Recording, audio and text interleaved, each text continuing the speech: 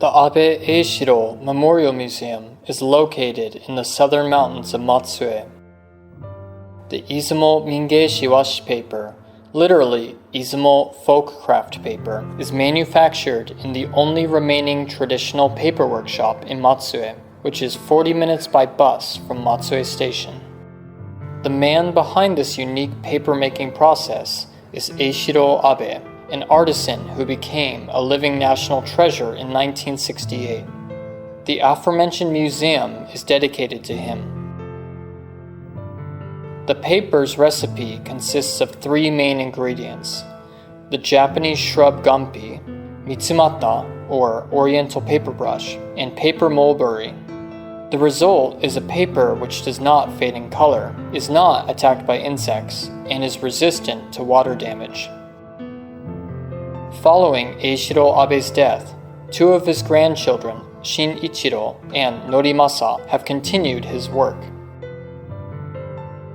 Contrary to other traditional Japanese papers, Izumo's paper is colored. It is mostly used for letters, notebooks, or envelopes, but it is also used to make clothes, hats, lanterns, and other decorations. According to Shinichiro, Japanese paper is nothing more than raw material until it is used for writing or art. Only then does it become a finished product. In essence, it is made to be used in daily life.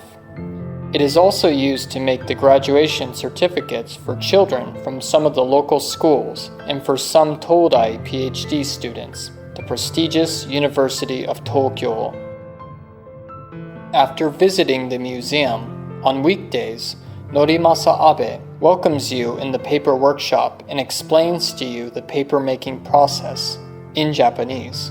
However, detailed brochures and a documentary are available in French and English. Last but not least, you are welcome to experience Izumo popular papermaking and bring your sample home with you.